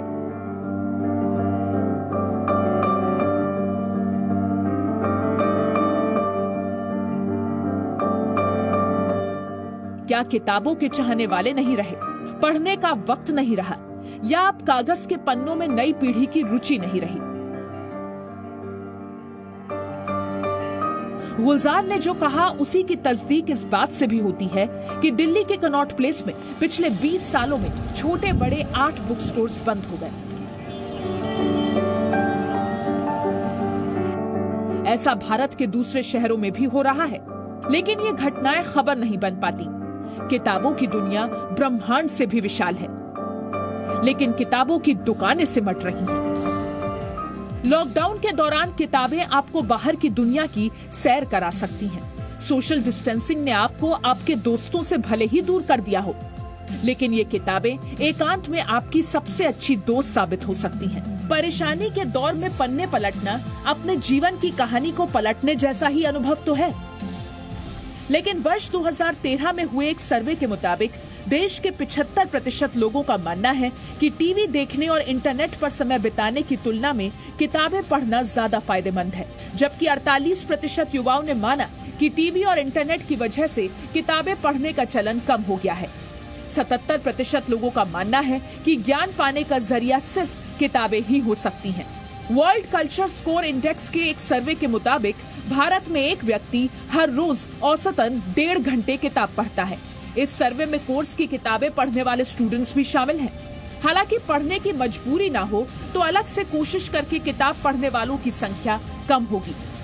दूसरी तरफ भारत में लोग टीवी देखने में हर रोज औसतन 3 घंटे 16 मिनट और मोबाइल फोन पर औसतन 2 घंटे 50 मिनट बिताते हैं, और लॉकडाउन के दौरान ये समय और बढ़ गया है। गौर करने वाली बात यह है कि टीवी और मोबाइल फोन पर समय बिताने वालों की तुलना में पढ़ने वाले लोगों की संख्या बहुत कम है। किताबें पढ़ने से याददाश्त भी तेज होती है। कुछ एक्सपर्ट्स मानते हैं कि इंटरनेट पर देखी गई चीजों की तुलना में किताबों में पढ़ी गई बातें लंबे समय तक दिमाग में रहती हैं। लेकिन इंटरनेट का एडिक्शन ऐसा है कि किताबों के ये फायदे किसी को दिखाई नहीं देते। प्यू रिसर्च सेंटर के मुताबिक अमेरिका में पिछले कुछ वर्षों के दौरान किताब पढ़ने वाले लोगों की संख्या में करीब 6% की कमी आई है और आने वाले वर्षों में इसमें और कमी आएगी। ये ट्रेंड भारत में भी देखने को मिलेगा क्योंकि भारत तेजी से डिजिटल युग की तरफ बढ़ रहा है। ज़बान पर जायका आता था जो सफ़ा पलटने का, अब उंगली क्लिक करने से बस एक झपकी गुजरती है। बहुत कुछ तय व तय खुलता चला जाता है पर्दे पर। किताबों से जो जाती राब्ता था कट गया है। कभी सीने पर रख के लेट जाते थे, कभी गोदी में लेते थे, कभी घुटनों को अपने रहल की सूरत बनाकर नीम सजदे में पढ़ा करते थे, छूते थे जबीं से। वो सारा इल्म तो मिलता रहेगा आइंदा भी, मगर वो जो किताबों में मिला करते थे सूखे फूल महके हुए रुके, किताबें मांगने गिरने उठाने के बहाने रिश्ते बनते थे, उनका क्या होगा शायद अब नहीं। किताबें पढ़ने की आदत ने व्हाट्सएप और ट्विटर से हार नहीं मानी है। किताबों के चाहने वालों ने सहूलियत से पढ़ने के डिजिटल रास्ते भले ही तलाश लिए हैं, लेकिन कागज के पलटने की आवाज, पुरानी किताब की खुशबू और लिखे हुए शब्दों का असर, ये नई पुरानी कहानियों का वो हासिल है जो सिर्फ कागज की किताब से ही मिल सकता है। इसलिए जब जीवन का पहिया थमा सा हो तो किताबों को सिरहाने रखकर सुनहरे ख्वाबों में खो जाना ही उदासी से बचने का सबसे बेहतर तरीका है। ब्यूरो रिपोर्ट, जी मीडिया। कहते हैं कि बिना किताब का कोई कमरा ऐसा ही होता है जैसे बिना आत्मा के शरीर। इसलिए अपने कमरे में अच्छी और सकारात्मक किताबों को जगह दीजिए, अपने घर में अच्छी किताबों को जगह दीजिए, अपने जीवन में अच्छी किताबों को जगह दीजिए। ये किताबें आपको कभी धोखा नहीं देंगी और कोई संकट आपके मन को विचलित भी नहीं कर पाएगा। इसलिए अच्छी किताबों को अपना दोस्त बनाइए। कोरोना वायरस के दौर में बहुत सारे लोग बहुत अच्छा काम कर रहे हैं और आज हम ऐसे ही अच्छा काम करने वालों की बात करना चाहते हैं। आपने देखा होगा चारों तरफ नकारात्मकता का माहौल है। लोग सिर्फ आपको ये बताते हैं कि आज कितने और नए लोगों को संक्रमण हो गया, आज कितने और नए लोगों की मौत हो गई, लॉकडाउन और बढ़ने वाला है, क्या क्या परेशानियां बढ़ने वाली हैं, अर्थव्यवस्था डूब रही है, सब कुछ खराब ही खराब हो रहा है। लेकिन नकारात्मकता के इस दौर में बहुत कुछ अच्छा भी हो रहा है। बहुत लोग ऐसे भी हैं जो अच्छा काम कर रहे हैं और जिन्हें देखकर आपको ऐसा लगेगा कि मानवता अभी मरी नहीं है। कोरोना के इस संकट में मानवता का धर्म सबसे बड़ा धर्म है और कोई भी धर्म अपने शिखर को तभी छूता है जब वो दूसरों की मदद करने के सिद्धांत को हमेशा अपनाता है। सिख धर्म इसी सिद्धांत और विचार का परिचायक माना जाता है, जहां दूसरों की निस्वार्थ सेवा को ही सबसे बड़ा पुण्य माना गया है। सिख धर्म के संस्थापक गुरु नानक के जीवन में एक कहानी आती है जिसमें वो एक बार तराजू से कुछ अनाज तोलकर ग्राहकों को दे रहे थे। गिनते गिनते जब वो 11, 12 और फिर 13 पर पहुंचे तो उन्हें अचानक कुछ अनुभूति हुई। वो सामान को तोलते हुए और 13 के बाद 13, फिर 13 और सब 13 ही 13 कहते गए। इस घटना के बाद गुरु नानक मानने लगे थे कि जो कुछ है वो परम ब्रह्म का है, मेरा क्या है। इस भावना को आगे बढ़ाते हुए सिख धर्म में लंगर की परंपरा शुरू हुई, क्योंकि जो सुविधाएं ऊपर वाले ने हमें दी हैं उसका उपभोग हम अकेले नहीं कर सकते। उसका एक हिस्सा हमें उन लोगों तक भी जरूर पहुंचाना चाहिए जो मजबूर हैं और जिन्हें इनकी जरूरत है। इसीलिए आज हम सिख धर्म की लंगर वाली परंपरा का एक विश्लेषण करेंगे। देश भर के गुरुद्वारे संकट की इस घड़ी में लंगर के जरिए भूखे लोगों तक भोजन पहुंचा रहे हैं, जो बहुत पुण्य का काम है। इस संकट काल ने लंगर की प्रथा को भी थोड़ा बदल दिया है, यानी अब लोग गुरुद्वारों में बैठकर तो लंगर नहीं कर पा रहे, लेकिन गुरु नानक के अनुयायी भोजन को ही जरूरतमंदों तक पहुंचा रहे हैं। और ये सब कैसे हो रहा है, ये समझने के लिए आपको दिल्ली के गुरुद्वारा बंगला साहिब लेकर चलते हैं। दिल्ली के 4 और गुरुद्वारों के साथ मिलकर यहां पर हर दिन 1 लाख लोगों के लिए 2 वक्त का खाना बनाया जा रहा है, यानी सिर्फ 24 घंटे में यहां खाने की 2 लाख थालियां तैयार हो जाती हैं। सुबह 4 बजे से ही गुरुद्वारा बंगला साहिब की रसोई में काम शुरू हो जाता है और कुछ ही घंटों में भोजन तैयार करके दिल्ली और आसपास के इलाकों में जरूरतमंद लोगों तक पहुंचा दिया जाता है। हमारे देश में मान्यता है कि गरीबों को खाना खिलाना ही भगवान की असली भक्ति है, ये सबसे बड़ा पुण्य है। और इस समय ये लोग जो काम कर रहे हैं वही भगवान की सबसे बड़ी भक्ति है, पूजा है, वही सबसे बड़ा पुण्य है। यहाँ पर जो खाना बन रहा है उसमें कोई भ्रष्टाचार नहीं है, उसकी गुणवत्ता बहुत अच्छी है। गुरुद्वारा बंगला साहिब के सेवादार बड़े ही आदर और प्रेम से ये खाना तैयार करते हैं और इनकी कोशिश रहती है कि इस मुश्किल समय में कोई भी भूखा ना रहे। यानी ना तो यहाँ के खाने में कोई मिलावट है, ना ही उसे बनाने वालों की सोच में। आपने देखा होगा अक्सर सरकारें जब मुफ्त का भोजन लोगों में बांटती हैं तो अक्सर लोग बड़ी शिकायत करते हैं। बहुत सारी जगहों पर आपने सुना होगा लोग कहते हैं कि खाना अच्छा नहीं है, इस खाने में मिलावट है। खास तौर पर जब सरकारी तंत्र इसमें शामिल हो जाता है तो कई बार ये देखने में आता है कि खाने की जो गुणवत्ता होती है, गुणवत्ता वो काफ़ी नीचे चली जाती है। लेकिन यहाँ ऐसा नहीं है। आज हमने दिल्ली के गुरुद्वारा बंगला साहिब से आपके लिए एक स्पेशल रिपोर्ट तैयार की है। आस्था और सेवा की ये शानदार कोशिश देखकर आपको भी दूसरे लोगों की मदद करने की प्रेरणा मिलेगी। इस भाव के साथ हम ये रिपोर्ट आपको दिखा रहे हैं और इस समय यही राष्ट्रभक्ति है। अगर आप भी खुद को देशभक्त मानते हैं, देश के लिए कुछ करना चाहते हैं, तो सोशल डिस्टेंसिंग का पालन करते हुए, ध्यान रखते हुए अपने आसपास रहने वाले लोगों की ऐसे ही मदद कर सकते हैं। एक ओंकार सतनाम।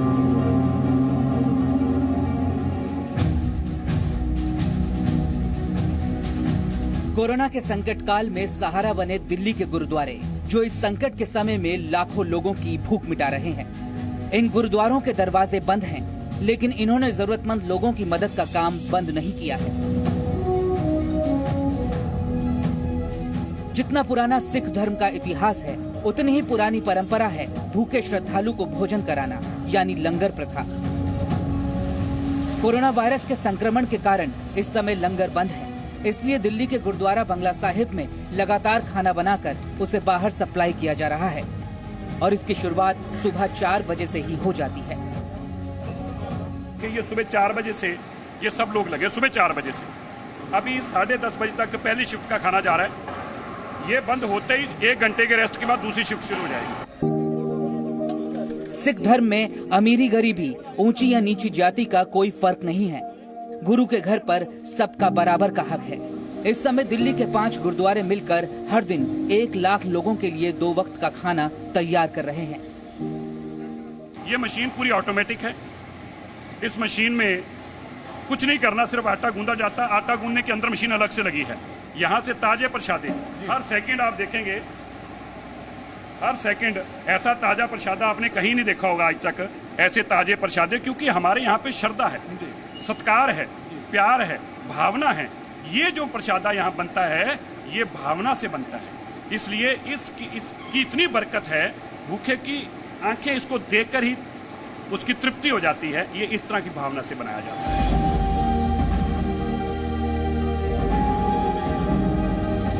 सिख धर्म में रोटी को प्रसादक कहा जाता है और इस ऑटोमेटिक मशीन की मदद से यहाँ हर घंटे 4500 रोटियां तैयार होती हैं, यानी 1 मिनट में 75 रोटियां। ये मशीन बड़े वैज्ञानिक तरीके से आटे को रोटी बनाने लायक छोटी छोटी लोइयों में तोड़ देती है और फिर मशीन पर लगी एक बेल्ट पर आगे बढ़ते हुए गोल गोल रोटियां बनाने और उसे सेकने का काम पूरा हो जाता है।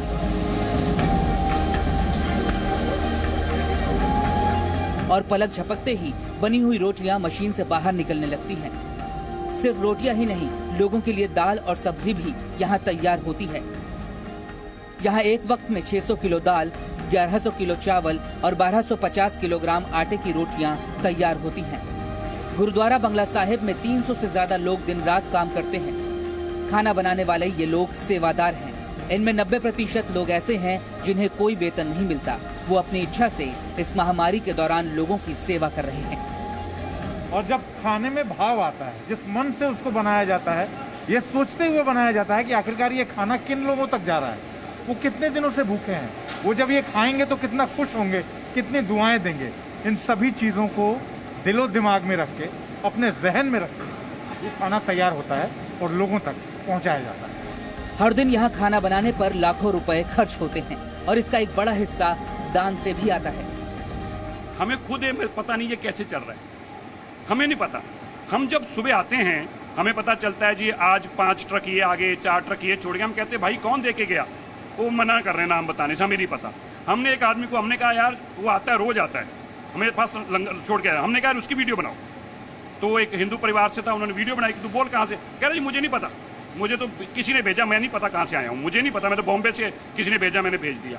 और इसमें खूबी ये है जितने सिख परिवार दान कर रहे हैं उतना ही नॉन सिख परिवारों की तरफ से भी कंट्रीब्यूशन है, कम उनका भी नहीं है, शायद ज़्यादा ही होगा, लेकिन हमें नहीं पता वो कहाँ से आते हैं और कैसे देकर चले जाते हैं। बस ये मैं ये कहूँगा कि दिल्ली और दुनिया के बड़े दिल के लोग हैं जिनके कारण ये चल रहा है।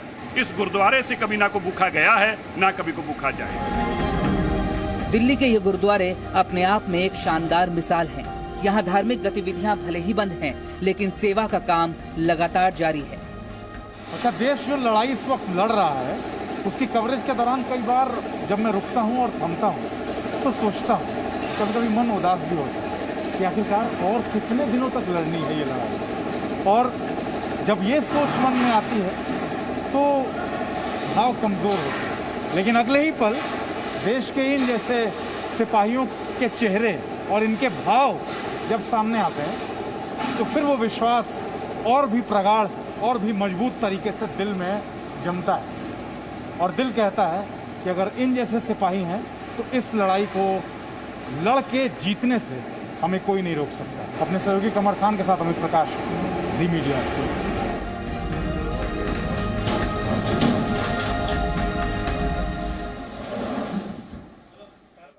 सिर्फ भारत में ही नहीं, विदेशों में भी सिख समुदाय के लोग वसुदेव कुटुंबकम को अपना धर्म मानते हैं और पूरी मानवता की सेवा करते हैं। पिछले महीने अमेरिका के न्यूयॉर्क में सिख समुदाय के लोगों ने 30,000 लोगों के लिए खाने का इंतजाम किया था। ये खाना आइसोलेशन में रहने वाले अमेरिका के लोगों के लिए बनाया गया था। कनाडा में सिखों की एक संस्था ने इमरजेंसी फूड बैंक शुरू किया है ताकि कनाडा के जरूरतमंद लोगों को राशन की कमी ना हो। यहां तक कि पाकिस्तान में भी गुरुद्वारों में कोरोना वायरस के संदिग्ध मरीजों को रहने की जगह दी गई है और वहां पर सिख समुदाय ने सभी धर्म के लोगों को राशन और भोजन बांटा है। और अब आज का सवाल, आज आपको यह बताना है कि YouTube पर अपलोड किए गए पहले वीडियो का शीर्षक क्या था। आप इस पर रिसर्च कीजिए और ब्रेक के बाद हम आपको इस सवाल का सही जवाब बताएंगे।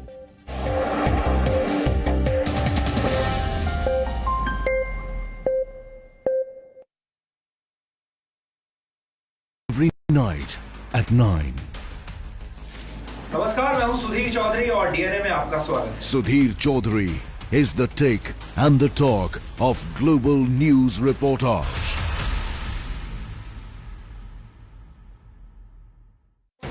He takes India to the world. He is the face of a mission. Kashmir एक ऐसा विषय है जिसके बारे में अक्सर बिना जाने बिना समझे दिल्ली में बैठे पत्रकार रिपोर्टिंग करते रहते हैं और आपको कभी असली स्थिति का अंदाजा नहीं होता।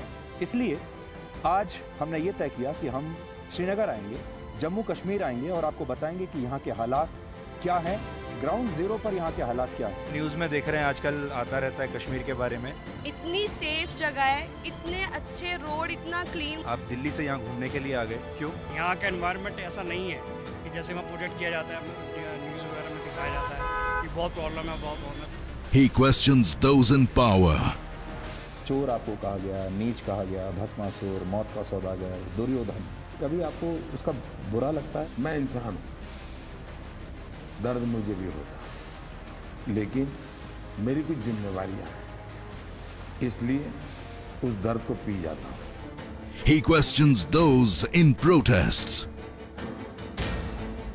हम आपसे बात करना चाहते हैं, आपसे मिलने आए हैं। कानून की कॉपी लेकर आया हूँ ताकि मैं इनको पढ़ के बता सकूँ कि इस कानून में क्या लिखा हुआ है। कैसे ये लोग हमारे खिलाफ एक ह्यूमन चेन बना के खड़े हो गए हैं, ऐसा लग रहा है जैसे हम कोई बाहर के लोग हैं। From global battlefields. ये फ्रंट लाइन है और आपको दिखाएं सीरिया में जो युद्ध चल रहा है इस वक्त।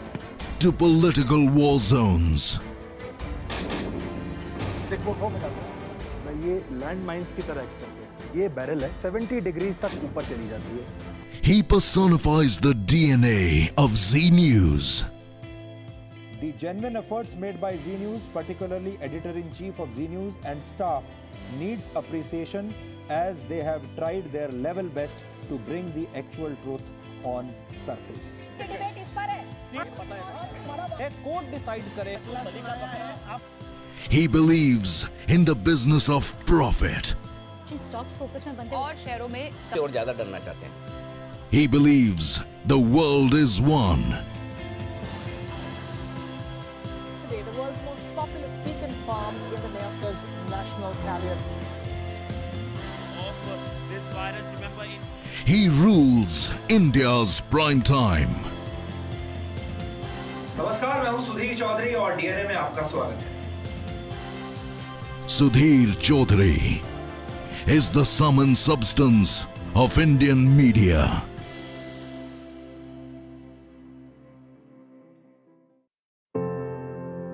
ये मेरा देश है, ये मेरे लोग हैं, ये हमारी लड़ाई है, ये हमारी जिम्मेदारी है. इसे ऐसे कैसे छोड़ दूं? क्योंकि जब आप मुस्कुराते हैं तो मैं मुस्कुराता हूं. जब आपका दिन अच्छा गुजरता है तो मैं भी सुकून से सोता हूं. नमस्कार, मैं हूं सुधीर चौधरी और डीएनए में आपका स्वागत है. ये मेरा देश है, ये मेरे लोग हैं. A revolutionary newsman. A no-holds-barred journalist. ये फ्रंट लाइन है और आपको दिखाएं तो सीरिया में जो युद्ध चल रहा है इस वक्त. A decisive editor-in-chief. हमारे देश के राजनीतिक दल मीडिया से तो पूरी निष्पक्षता की उम्मीद करते हैं, लेकिन वो खुद कभी भी निष्पक्ष नहीं होते. He battles the war zones. ये लैंड माइंस की तरह एक्ट करते हैं. ये बैरल है 70 डिग्रीज तक ऊपर चली जाती है. He interviews the Prime Minister. आपने कई बार ये भी कहा कि आप ये चाहते हैं कि विधानसभा और लोकसभा चुनाव एक साथ हो. देखिए, बहुत अच्छा विषय निकाला और मैं आपका हृदय से जी न्यूज़ का आभारी हूँ कि आपने इस महत्वपूर्ण, क्योंकि कोई ऐसे विषय को हाथ ही नहीं लगाता है. आपने कम से कम इस बात को स्पर्श किया. And reaches the world every night at 9. नमस्कार, मैं हूं सुधीर चौधरी और डीएनए में आपका स्वागत है. Sudhir Chaudhary is the take and the talk of global news reportage.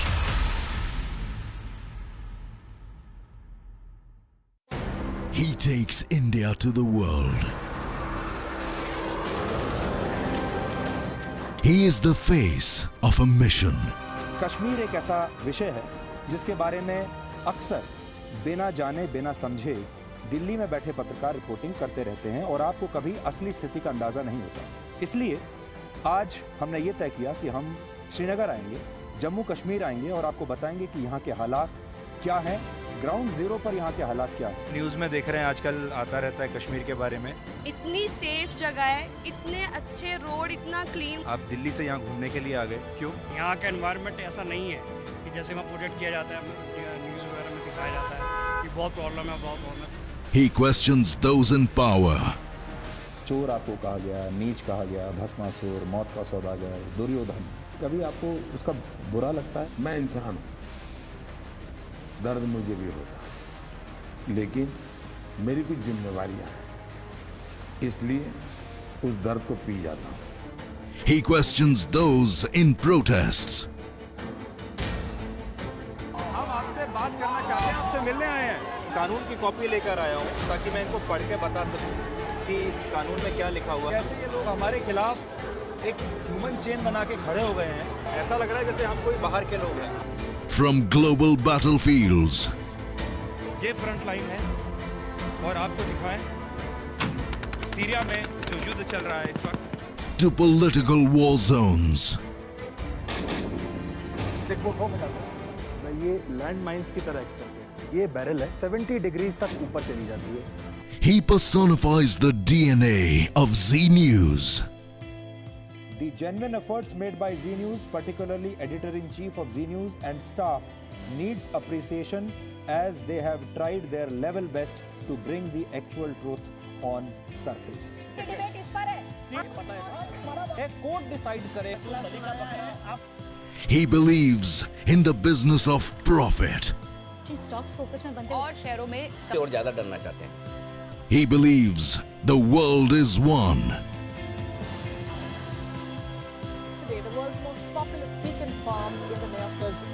international carrier. This virus, remember, He rules India's prime time. नमस्कार, मैं हूं सुधीर चौधरी और डीएनए में आपका स्वागत है। Sudhir Chaudhary is the sum and substance of Indian media.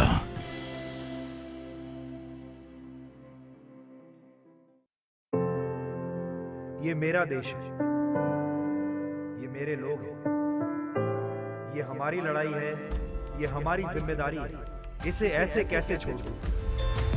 क्योंकि जब आप मुस्कुराते हैं तो मैं मुस्कुराता हूं। जब आपका दिन अच्छा गुजरता है तो मैं भी सुकून से सोता हूं। नमस्कार, मैं हूं सुधीर चौधरी और डीएनए में आपका स्वागत है। ये मेरा देश है, ये मेरे लोग हैं। A revolutionary newsman. A no-holds-barred journalist. ये फ्रंट लाइन है और आपको दिखाएं सीरिया में जो युद्ध चल रहा है इस वक्त। A decisive editor-in-chief. हमारे देश के राजनीतिक दल मीडिया से तो पूरी निष्पक्षता की उम्मीद करते हैं, लेकिन वो खुद कभी भी निष्पक्ष नहीं होते। He battles the war zones. ये लैंड माइंस की तरह एक्ट करते हैं। ये बैरल है 70 डिग्रीज तक ऊपर चली जाती है। He interviews the Prime Minister. आपने कई बार ये भी कहा कि आप ये चाहते हैं कि विधानसभा और लोकसभा चुनाव एक साथ हो। देखिए, बहुत अच्छा विषय निकाला और मैं आपका हृदय से जी न्यूज का आभारी हूँ कि आपने इस महत्वपूर्ण, क्योंकि कोई ऐसे विषय को हाथ ही नहीं लगाता है आपने कम से कम इस बात को स्पर्श किया। And reaches the world every night at 9. नमस्कार, मैं हूं सुधीर चौधरी और डीएनए में आपका स्वागत है। Sudhir Chaudhary is the take and the talk of global news reportage.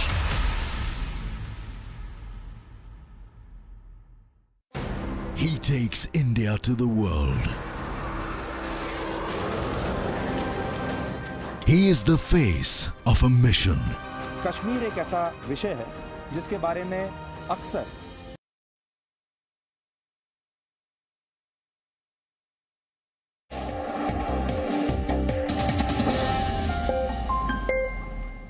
और अब आखिर में देखते हैं कि आज के इतिहास में क्या लिखा है। मशहूर फिल्मकार सत्यजीत रे का निधन आज ही के दिन वर्ष 1992 में हुआ था। सत्यजीत रे ने 37 फिल्मों का निर्देशन किया था और कई उपन्यास भी लिखे। उन्होंने अपने करियर की शुरुआत एक चित्रकार के तौर पर की थी और वो एक म्यूजिक कंपोजर और फिल्म क्रिटिक भी थे। उनकी पहली फिल्म पाथेर पांचाली थी, जिसे 10 अंतर्राष्ट्रीय पुरस्कार मिले थे। सत्यजीत रे ने बांग्ला भाषा के बाल साहित्य में गुप्तचर फेलुदा और वैज्ञानिक प्रोफेसर शंकु नामक 2 लोकप्रिय किरदारों की रचना की थी।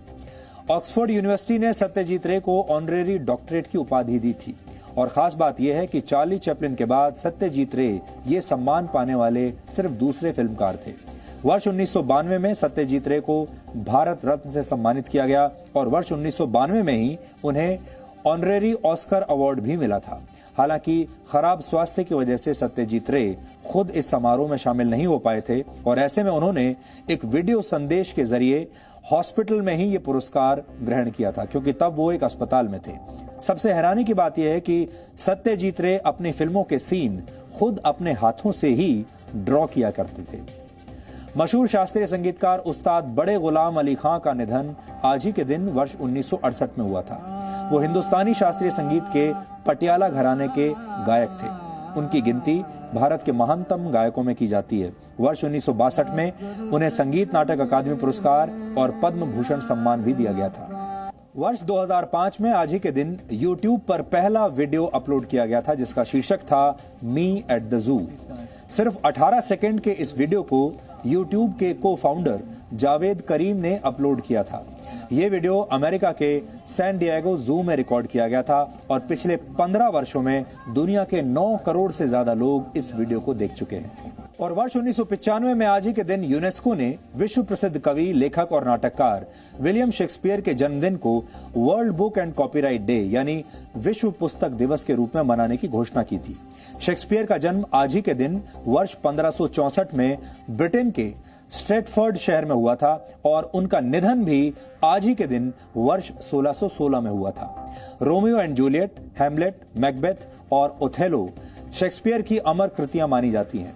इन पर कई भाषाओं में फिल्में भी बन चुकी हैं। विलियम शेक्सपियर दुनिया में अब तक के सबसे ज्यादा पढ़े जाने वाले लेखक हैं।